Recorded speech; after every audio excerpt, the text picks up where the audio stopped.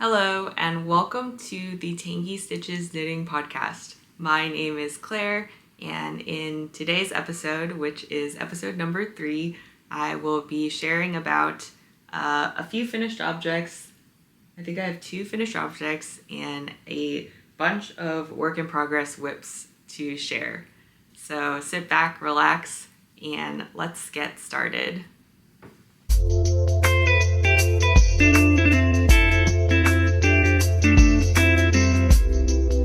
The first thing that I wanted to talk about is what I'm wearing, and it is the Mia sweater by Coco Amore Knitwear, or Coco Amore Designs. And this is a top-down sweater, raglan sweater, that has this broken rib detail that runs down the sleeves and also is along the sides of the sweater. This is a sweater that I knit early last year, and it is one of the first sweaters that I've ever made. The yarn that I used for it is Illimani Santi, which is a blend, I want to say, of maybe 4 different types of fibers. I don't remember exactly, but I know it has some silk in it and possibly some alpaca. I'll have to put it on screen. But this is a really soft yarn, and I think it's really comfortable to wear, but it does pill quite a bit, and there is a lot of pilling on this sweater, but I still do really enjoy wearing it, and it's very cozy. So this is the Mia sweater. Actually, I think Coco Amore Knitwear, Coco Amore Designs, has come out with a Mia cardigan, so that I think came out early this year, and so there is a cardigan version of this sweater which also has this broken rib detail, but is a cardigan. So if you're interested in that, that's something that you should definitely check out. And now let us move on to finished objects. The first finished object that I wanted to share is the Blank Canvas Tee by Minimi Knit Designs. This is a circular yoke t-shirt that is knit from the top down in reverse stockinette stitch and has this slip stitch detail that runs down the front center. There are some short rows that are worked after the circular yoke, and then you just knit to the bottom, and there's some 1x1 rib on the bottom hem and also around the sleeve cap. So I knit this as a test knit last year, and I knit the size 2 on 3.5 millimeter needles, and the yarn that I used was Urth Yarns Monokrum cotton, which was a 100% cotton DK yarn. One thing in the test knit that I knit incorrectly was that after the final round of increases for the yoke, I didn't knit the additional rows that I was supposed to. So what ended up happening was that my yoke was too short, and because the sleeves are just the length of the yoke, my sleeves also ended up being shorter than the pattern designer intended. I think it turned out okay because this is kind of more of a cap sleeve, and I think that the little cap sleeve kind of works for me. But I did have to knit more rounds after for the body to get the body to the correct length. And I was a bit confused as to why my shirt looked so different from the pattern. But I did figure out it was just because I was missing some rows after the last increase round. The yarn that I used was a yarn that I already had in stash, and if I were to knit this again, I don't think I would use this yarn. I think this cotton yarn, it is a little bit on the stiffer side for something that is supposed to be a summer tee, and I did knit this last year during the summertime, and I think I would have liked it to have just a little bit more drape. The other thing about this yarn is that it's actually a hand-dyed yarn, and there is some color variation in the yarn. So let's see if the camera can pick it up. There are some stripes where there is kind of a darker cream color, and to me it looks a little bit like it's dirty. And there's kind of maybe these like stripes where it looks a bit grungy. I don't really like the way that that looks, so I actually am planning to dye this. And I picked up this dye from Joann's in their liquidation sale, but this is Rit dye in navy blue, and I think that I am going to dye this t-shirt and then see how it looks after that. Besides that, I think like in the cotton yarn, the increases are a little bit visible in the fabric. I think with like a wool yarn, it probably would be less visible because the yarn would be a little bit fluffier, but I actually don't mind that you can kind of see the increases. It almost looks like a little bit of like a lace pattern almost, and I think it actually is kind of a nice detail.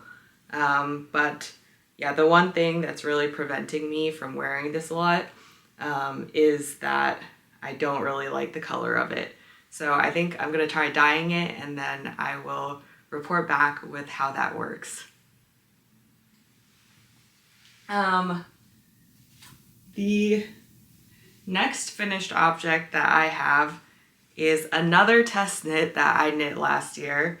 This is the Anais Tee by Gregoria Fibers, and it is also a summer tee that is a crew neck and has contiguous shoulder shaping with this cable panel that runs down the front center.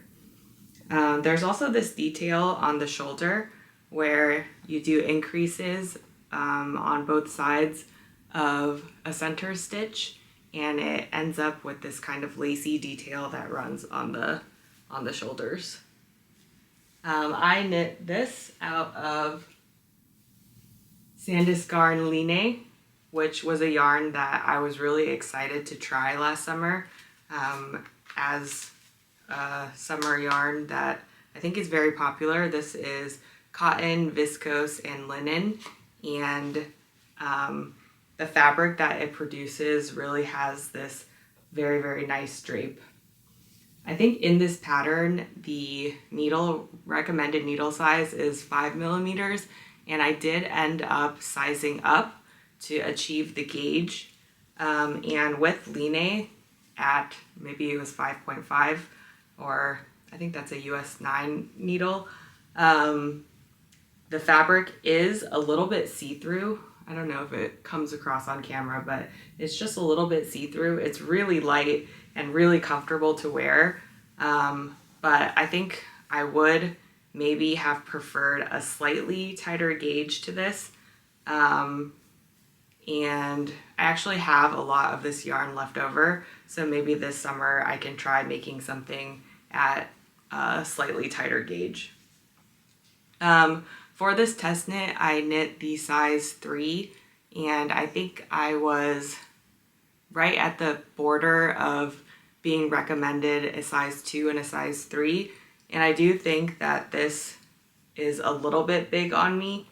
The other thing is that when I was knitting this test knit, I did want to really follow the instructions of the test knit, and I knit everything to the length that was recommended in the test knit. Though now that I kind of think back, and in like the way that you would actually knit from a pattern, of course you're able to adjust the lengths to your own body, and that's something that I feel like I definitely should have done, especially with the sleeves, which the sleeves come about to my elbow. So they're just slightly too long, and I really should have just taken the adjustment and made them shorter. Yeah, I signed up to do this test knit because of this center panel, And I really do think this center panel is so beautiful and a really, really nice detail there. And it was very, very fun to knit, that center panel. The shoulder shaping is done in a contiguous way, so there's no picking up stitches for the sleeves. But I did find that these increases for this shoulder detail were kind of confusing to do because the increase that you do, I don't actually know if it has a name or what it's called, but you end up, maybe it's kind of like a yarn over, but don't quote me on that. You wrap the yarn in one direction for one side of this, and then on the other side you wrap it in the other direction, and I just could not remember which direction to wrap it every time I would come around. So that early part of this knit really took a long time, because every time I would come to these shoulder increases, I would have to look back to see which way I was supposed to wrap that yarn. Besides that, I think this knit up actually pretty quickly, and it is a larger gauge than a lot of summer knits, so it does knit up quite quickly. One thing that I maybe would change or do a bit differently is that the round start is in the middle of the panel, and because the round start is in the middle of the panel, then when you're binding off the stitches at the bottom, this is where they get joined, and I think that it's not as neat as I would like it because that join is kind of right there in the middle.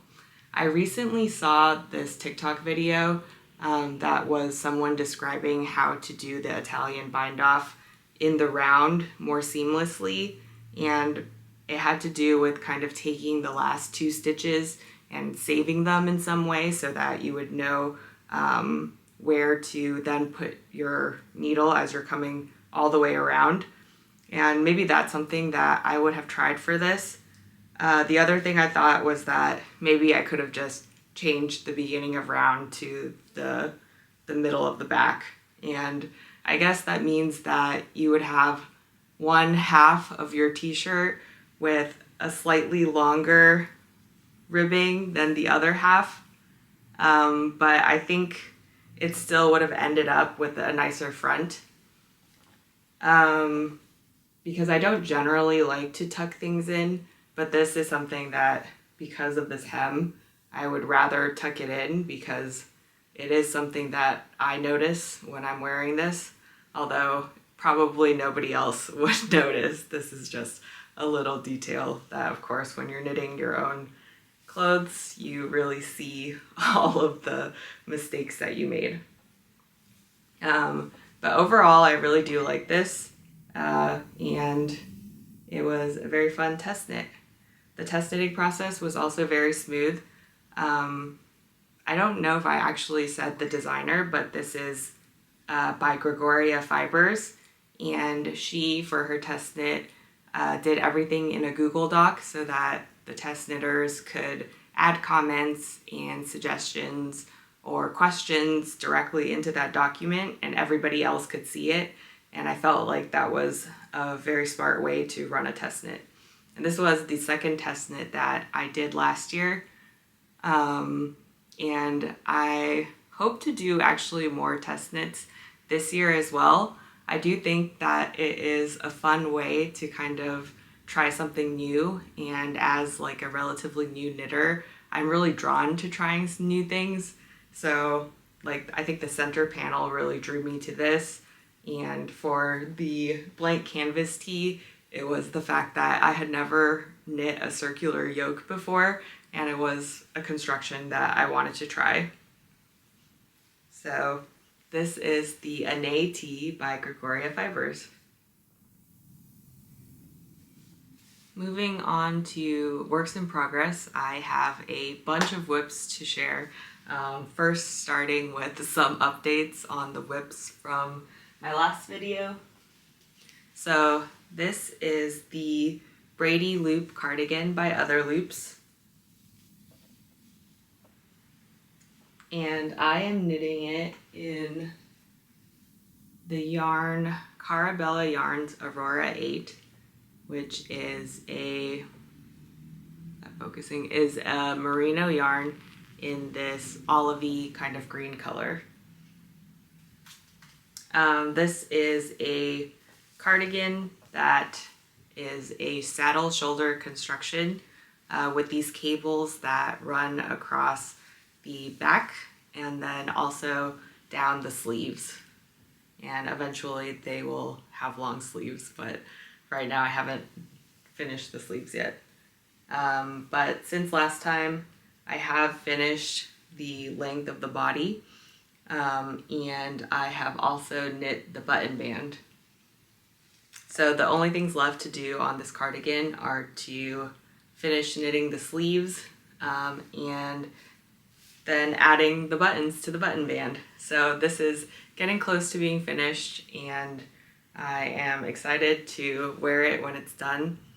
I am knitting the size 2 in this, so that is the size small, and I think I did have to size up, taking a look at my notes, I did size up to the 5mm needles, so I think this pattern called for 4.5mm, but in order to hit gauge, I had to size up to the 5mm. This was the first button band that I've knit that is kind of constructed in the way where you pick up stitches along the entire edge where the button band is going to go, so all the way from the right front up to the top of the back and then down to the left front. And once you've picked up those stitches, you cast on the length of the button band. So I think this one was something like 11 stitches with Italian cast on. And I think what's supposed to happen is that because the 1x1 rib at the bottom is cast off using Italian bind off, then you can get a really smooth transition to the button band. Although my technique wasn't the greatest on this first try. This also has buttonholes on the right side.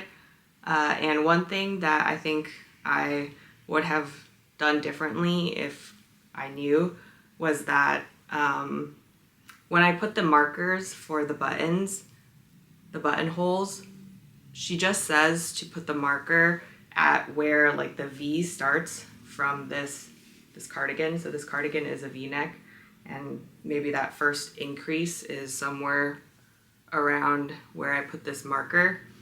But when you're working the buttonholes, the marker is the bottom of the buttonhole, and the buttonhole goes up at least something like 4 rows. So where my buttonhole is placed is actually a little bit maybe above where I would have ideally liked it to be. But by the time that I had gotten to this buttonhole, I really didn't want to redo the whole button band. So I think I'm going to leave it as is and then see what it looks like when I button that up.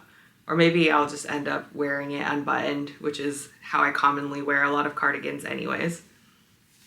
So that's something to keep in mind when you're doing these buttonholes, is that you want to know if your marker is in the middle or at the top or at the bottom, and adjust where you place your marker accordingly.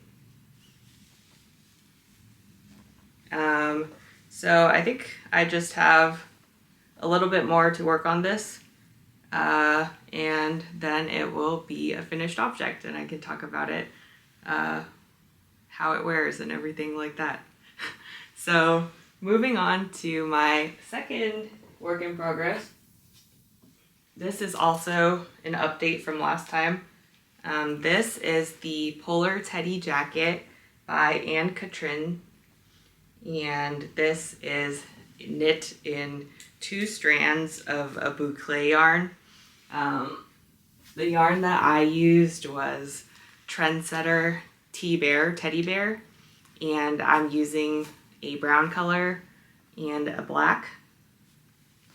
And held together, this brown and black make this really cool marled fabric, and I really love the color of this and how it's turning out.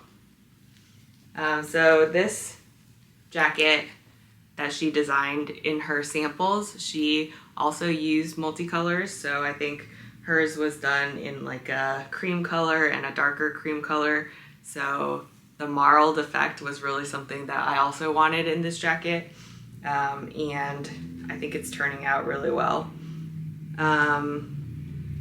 The way that this is constructed is that I started with a back panel, and from the back panel that was kind of trapezoid shaped, you pick up stitches for the front face, so the right side and the left side, before you join the whole body, and then you knit back and forth all the way to the bottom. I did cast off the bottom, and when I did cast it off, I found that maybe I just used a regular cast off where you knit 2 stitches and then pull the second stitch over the first. But I think that cast off method maybe ends up a little bit tighter if you're not careful with the tension that you're using when you're casting off. So I have this kind of effect where the bottom is being cinched in a bit by that cast off,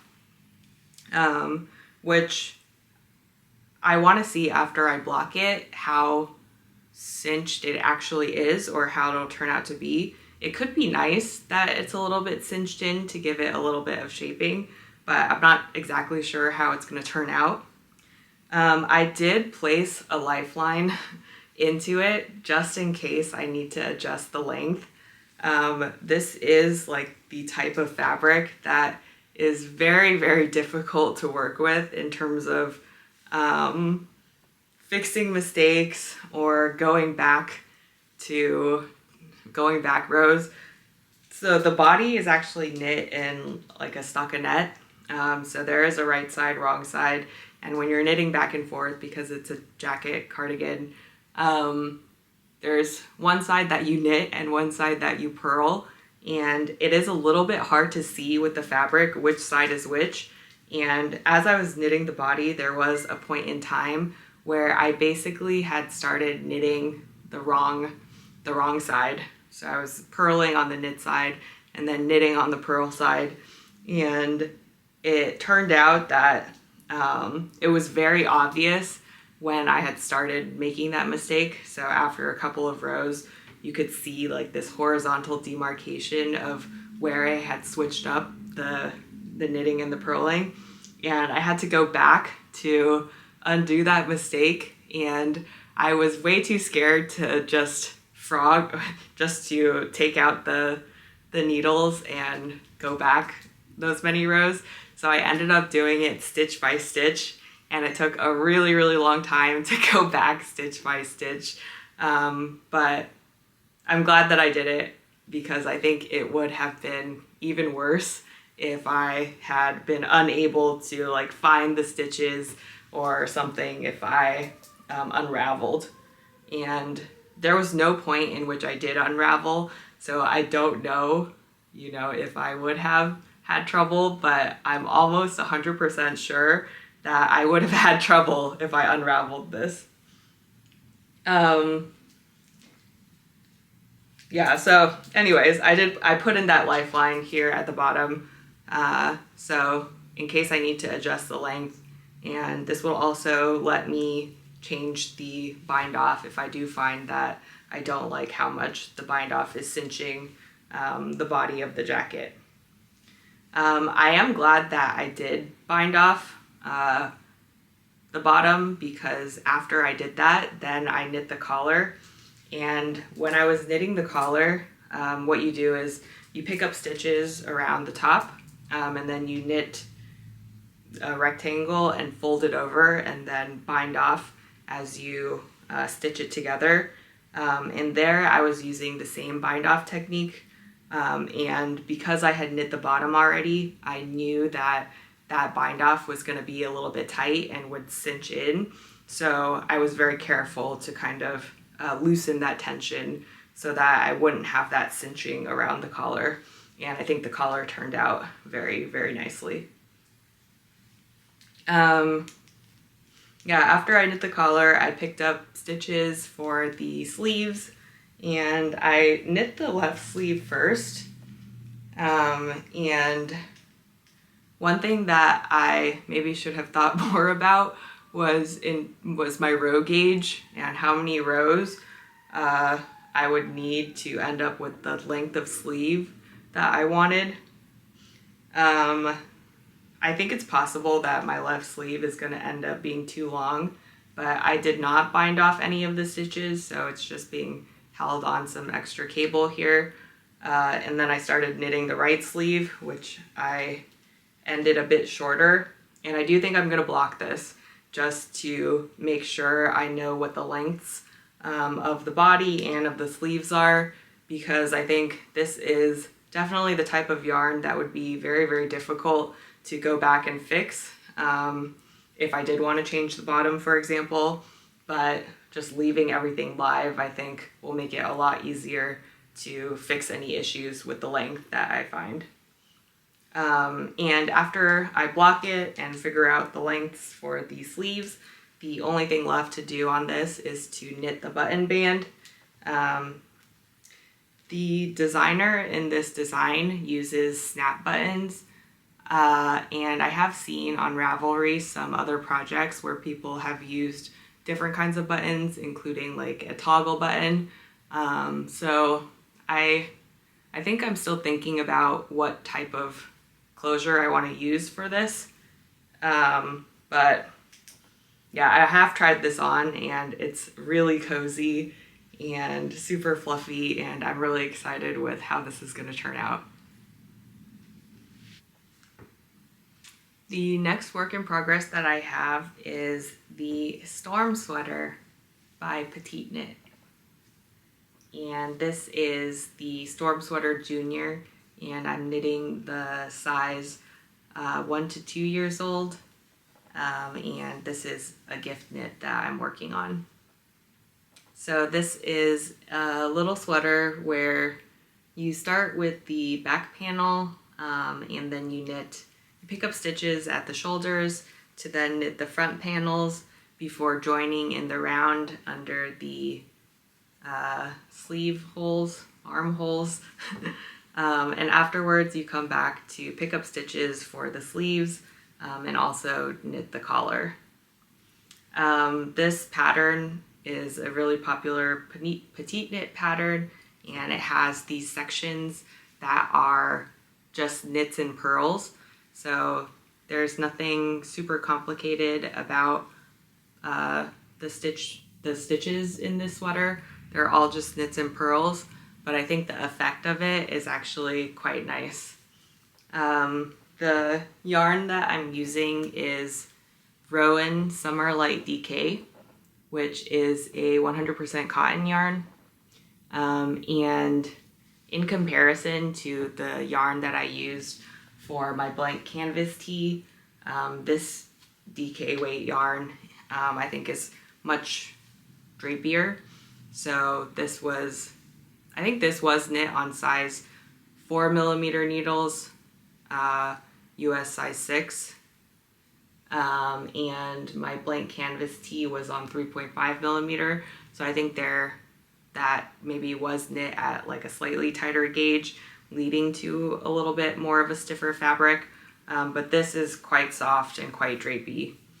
And the reason that I wanted to use a cotton yarn was both for, I think, the ease of care for it, and also that the person that I'm knitting this for, they live in Austin, which does have a warmer climate.